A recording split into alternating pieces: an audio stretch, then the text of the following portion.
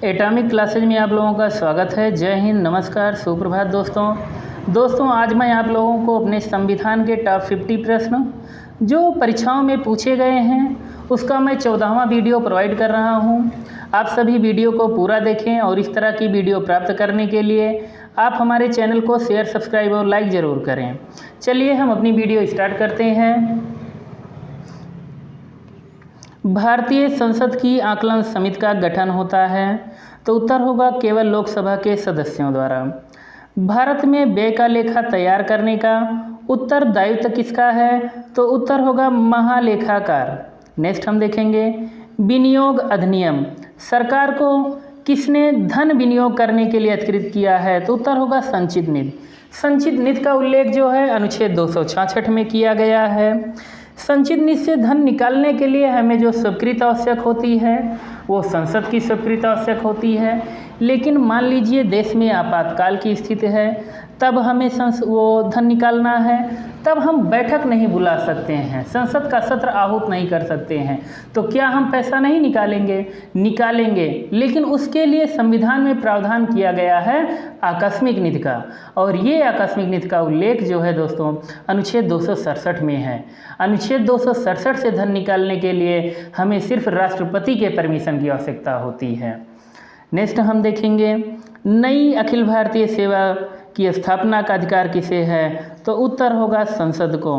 Next हम देखेंगे संघ लोक सेवा आयोग की स्थापना भारत के संविधान के किस अनुच्छेद के अंतर्गत की गई है, तो उत्तर होगा अनुच्छेद 315 के अंतर्गत।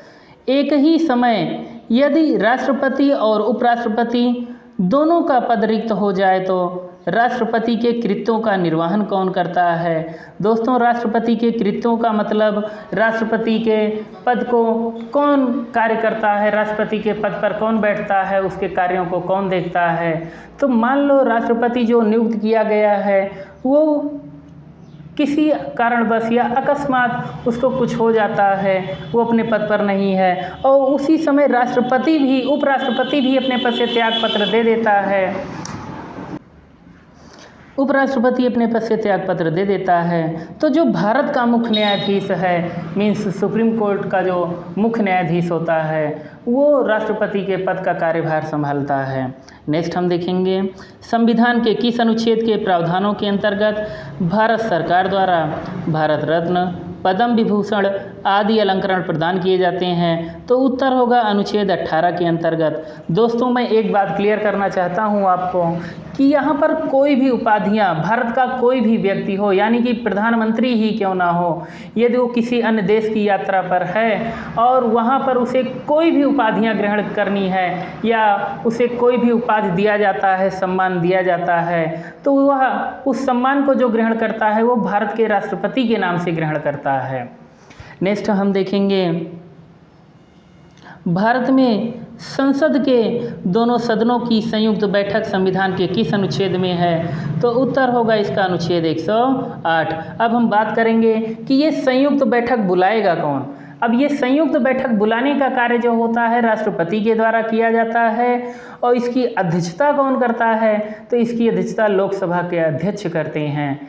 लेकिन हम देखेंगे कि ये संयुक्त बैठक जो बुलाया जाता है ये किस प्रकार के संशोधनों में बुला सकते हैं, किस प्रकार के अध्यादेश में बुलाएंगे। मान लीजिए कोई भी प्रस्ताव लाया जाता है संसद के द्वारा जो कि संविधान संशोधन विधेयक नहीं हो, मतलब एक सामान्य विधेयक हो, तो सामान्य विधेयक के परिप्रेक्ष्य में तो हम संयुक्त बैठक बुला सकते हैं। लेकिन यदि हमें धन विधेयक प्रेषित करना हो, धन विधेयक पास कराना हो, तो धन विधेयक में हम संयुक्त अधिवेशन नहीं बुलाते हैं, क्योंकि जो धन विधेयक है ये राष्ट्रपति की पूर्व अनुमति से लोकसभा में पेश किया जाता है, और यदि लोकसभा से पारित कर दिया जाता है तो यह जब राज्यसभा में भेजा जाता है तो राज्यसभा के सदस्यों को 14 दिन के अंदर इस पर स्वीकृति देना अनिवार्य होता है। मान लो उसने स्वीकृति नहीं दी तब भी यह विधेयक पास मान लिया जाता है। नेक्स्ट हम देखेंगे कौन से मूल अधिकार राष्ट्रपति के द्वारा अनुच्छेद 352 के अंतर्गत आपातकाल की घोषणा किए जाने पर भी न्यायालय द्वारा परिवर्तित किए जा सकते हैं, तो उत्तर होगा जीवन एवं दैहिक स्वतंत्रता का अधिकार। नेक्स्ट हम देखेंगे यदि कोई व्यक्ति संसद के किसी भी सदन का सदस्य न हो तो वह केंद्र में कितनी अवधि तक मंत्री नियुक्त हो सकता है? मतलब 6 माह तक तो वह मंत्री बन सकता है। संसद का सदस्य नहीं है तो वो 6 माह तक मंत्री बन सकता है, लेकिन यदि उसने संसद की सदस्यता ग्रहण नहीं की तो वह 6 महीने बाद अपने पद से स्वतः ही त्यागपत्र देता है।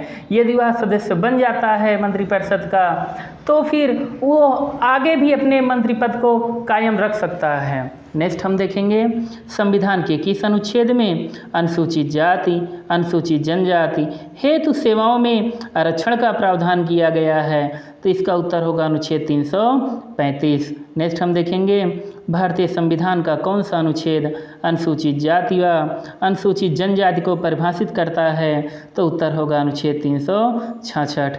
नेक्स्ट हम देखेंगे लोक लेखा समिति में 22 सदस्य होते हैं, जिसमें से 15 सदस्य लोकसभा के होते हैं और 7 सदस्य राज्यसभा के होते हैं। नेक्स्ट हम देखेंगे राष्ट्रीय मानवाधिकार आयोग के अध्यक्ष किस आयु से अधिक होने पर नहीं बने रह सकते? मीन्स जो राष्ट्रीय मानवाधिकार आयोग की स्थापना 1992 में की गई थी, इसका जो अध्यक्ष नियुक्त किया जाएगा अधिकतम कितनी आयु तक हो सकता है, मतलब कितने उम्र तक रह सकता है कि जब तक 70 वर्ष उसकी उम्र पूरी नहीं हो जाती तब तक वह रह सकता है। नेक्स्ट हम देखेंगे वह रिट जो भारत में उच्च न्यायालय अथवा सर्वोच्च न्यायालय द्वारा किसी व्यक्ति अथवा व्यक्ति समुदाय को आदेश देती है कि वह अपने कर्तव्य का पालन करे? तो उत्तर होगा परमादेश। अब हम देखेंगे कि उच्च न्यायालय और सर्वोच्च न्यायालय किस अनुच्छेद के तहत ये रिटियाँ जारी करता है? तो ये रिट जो है सर्वोच्च न्यायालय अनुच्छेद 32 के तहत जारी करता है और उच्च न्यायालय जो है अनुच्छेद 226 के तहत जारी करता है। ये दोनों 5 प्रकार की रीट जारी करते हैं और ये रीट जो है किसी भी व्यक्ति के मूल अधिकार की रक्षा करते हैं, इसलिए हाई कोर्ट और सुप्रीम कोर्ट दोनों को मूल अधिकारों का सुरक्षा प्रहरी बताया गया है। नेक्स्ट हम देखेंगे भारतीय संविधान के किस संशोधन द्वारा राजाओं की उपाधियों, विशेषाधिकारों तथा प्रीवी पर्स को समाप्त किया गया?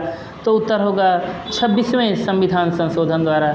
ये अधिनियम जो हुआ था इंदिरा गांधी जी के द्वारा लाया गया था। नेक्स्ट हम देखेंगे भारत के राष्ट्रपति को किससे वेतन दिया जाता है? तो उत्तर होगा भारत की संचित नीति से। मैंने बताया भारत की संचित नीति का उल्लेख जो है अनुच्छेद 266 में किया गया है और आकस्मिक नीति का उल्लेख अनुच्छेद 267 में किया गया है। आज का लास्ट प्रश्न हम देखेंगे दोस्तों, भारतीय संविधान के अनुसार लोकसभा के चुनाव लड़ने की न्यूनतम शैक्षणिक योग्यता क्या है? तो उत्तर होगा ऐसी किसी योग्यता की आवश्यकता नहीं। मीन्स लोकसभा को हम जो है इलिटरेट पर्सन की सभा बोल सकते हैं, मतलब अनपढ़ों की सभा बोल सकते हैं, लेकिन राज्यसभा को हम पढ़े लिखों की सभा बोलते हैं। ठीक है, ये आज हमारा लास्ट का प्रश्न था दोस्तों इससे आगे का प्रश्न मैं आप लोगों को अगले वीडियो में प्रोवाइड कराऊंगा। आप लोगों का कोई भी सजेशन है तो आप लोग कमेंट करके ज़रूर बताएं और वीडियो को पूरा देखने के लिए आप सभी को दिल से आभार। धन्यवाद।